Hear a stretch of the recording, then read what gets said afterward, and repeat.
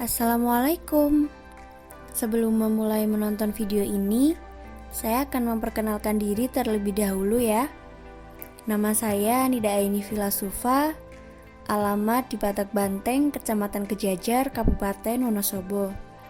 Status saya sekarang adalah mahasiswa pendidikan sejarah di Universitas Negeri Yogyakarta semester 7.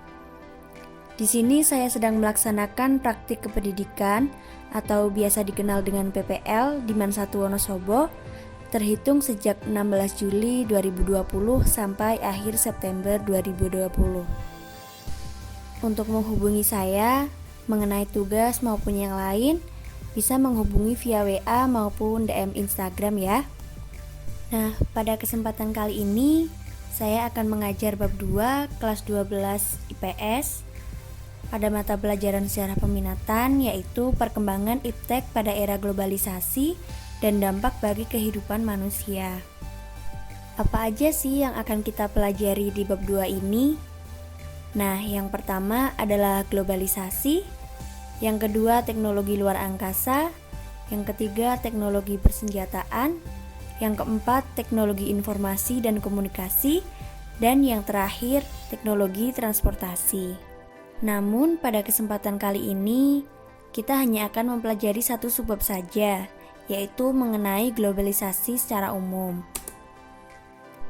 Untuk tujuan pembelajaran, yang pertama adalah mendeskripsikan definisi globalisasi, yang kedua mendeskripsikan perkembangan iptek pada era globalisasi dalam berbagai bidang, yang ketiga menganalisis dampak iptek dalam berbagai bidang, yang keempat, menyajikan karya mengenai perkembangan iptek, dan yang terakhir, mengembangkan sikap kritis dalam menghadapi perkembangan iptek pada era globalisasi.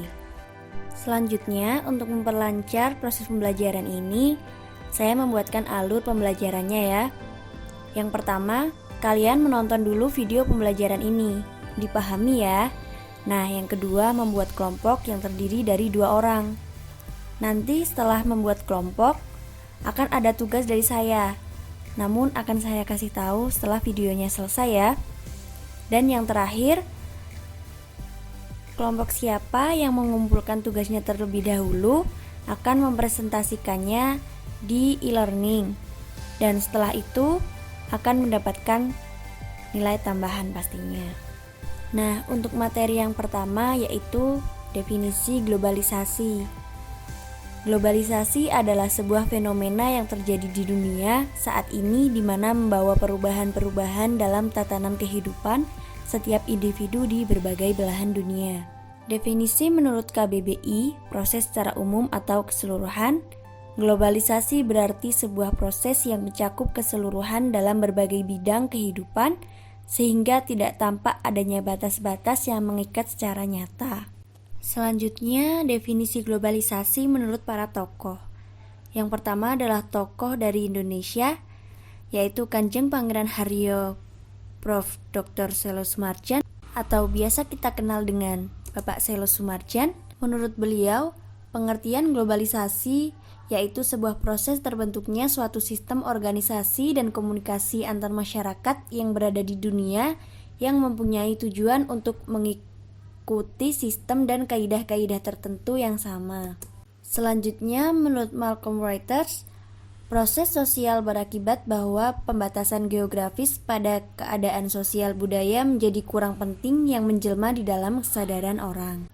Kemudian, menurut Immanuel Richard, globalisasi adalah jaringan kerja global yang secara bersamaan menyatukan masyarakat yang sebelumnya terpencar-pencar dan terisolasi ke dalam saling ketergantungan dan persatuan dunia. Menurut Anthony Giddens, globalisasi dapat diidentifikasi sebagai intensifikasi relasi sosial sedunia yang menghubungkan lokalitas yang saling berjauhan sedemikian rupa sehingga jumlah peristiwa sosial dibentuk oleh peristiwa yang terjadi pada jarak bermil-mil. Dari Thomas L. Friedman mengatakan, memiliki dimensi ideologi dan teknologi. Dimensi ideologi yaitu kapitalisme dan pasar bebas, sedangkan dimensi teknologi yaitu teknologi informasi yang menyatukan dunia.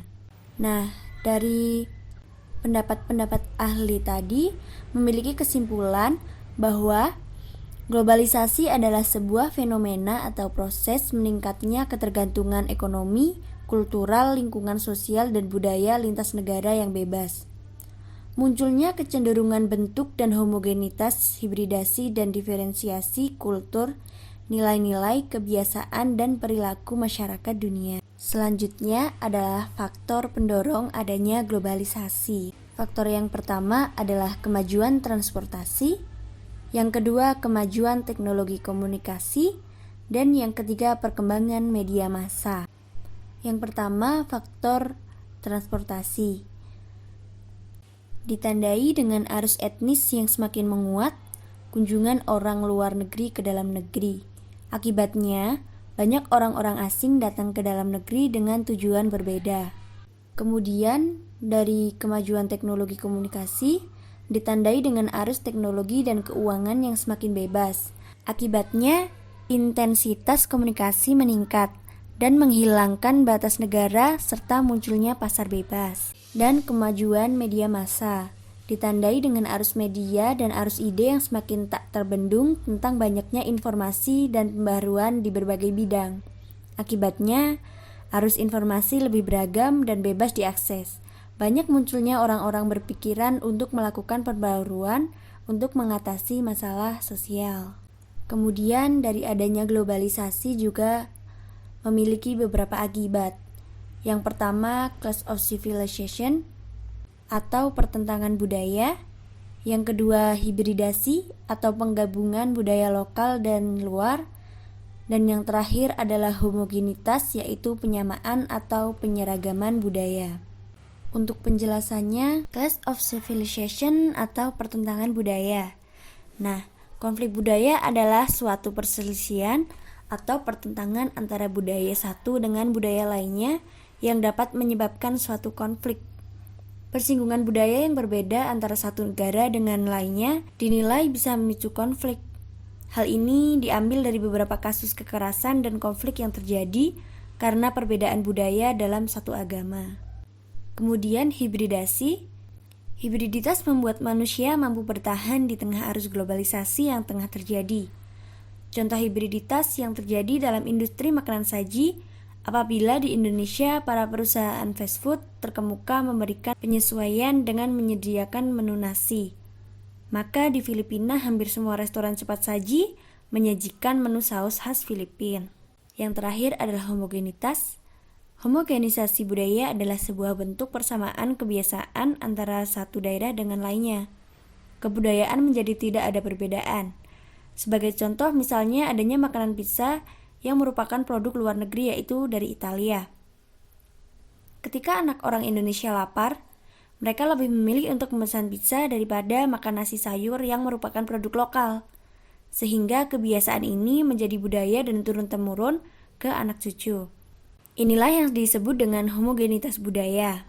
Kemudian materi yang terakhir yaitu sejarah perkembangan iptek. Globalisasi adalah perubahan ruang dan waktu. Masih belum diketahui secara pasti awal mula era globalisasi. Para ahli kemudian mengklasifikasikan menjadi 3 periode. Pada fase pertama, masa kuno muncul sejak manusia mengenal perdagangan antar negara pada abad 1000 sampai 1500 Masehi. Fase kedua, dominasi perdagangan kaum muslim di Asia dan Afrika. Kaum muslim membentuk jaringan perdagangan yang antara lain meliputi Jepang, Tiongkok, Vietnam, Indonesia, Malaka, India, Persia, pantai Afrika Timur, Laut Tengah Venesia, dan Genoa. Kemudian fase ketiga, eksplorasi dunia secara besar-besaran oleh bangsa Eropa. Spanyol, Portugis, Inggris, dan Belanda adalah pelopor-pelopor eksplorasi ini. Nah, awal mula adanya globalisasi masih belum diketahui secara pasti kapan globalisasi dimulai. Ada 3 pendapat tentang awal mula globalisasi. Masa awal merkantilisme yaitu pada abad 16 sampai abad 17, sekitar tahun 1970-an dan sekitar tahun 1990-an.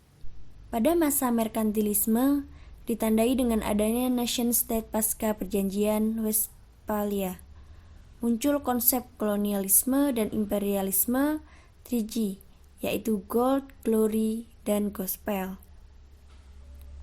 Kemudian sekitar tahun 1970-an, adanya kasino kapitalis, interdependensi ekonomi antara negara semakin terasa. Berpindah uang dari negara satu dengan negara lain semakin cepat. Dan pada tahun 1990-an, ditandai dengan perkembangan internet, adanya arus komunikasi, dan laju informasi semakin tidak terbendung lagi. Nah, untuk tugas yang tadi masih misteri, saya kasih sekarang ya. Langkah yang pertama, kalian membagi kelompok dengan anggota 2 anak per kelompok. Carilah contoh akibat dari adanya globalisasi yang ada di lingkungan sekitar kalian. Dijelaskan ya, dari clash of civilization, hibridasi, dan homogenitas. Kemudian, salah satu kelompok yang selesai terlebih dahulu akan mempresentasikan hasil diskusi kelompoknya di kolom e-learning. Sudah paham ya instruksinya? Untuk kelompok yang belum mendapatkan kesempatan untuk presentasi, tetap ya dikumpulkan tugasnya. Nah, materi pertemuan kali ini sudah selesai. Pada pertemuan selanjutnya, kita akan membahas mengenai teknologi luar angkasa. Jangan lupa untuk dibaca dulu ya materinya. Cari sumber bacaan yang terpercaya. Semoga bisa bertemu lagi.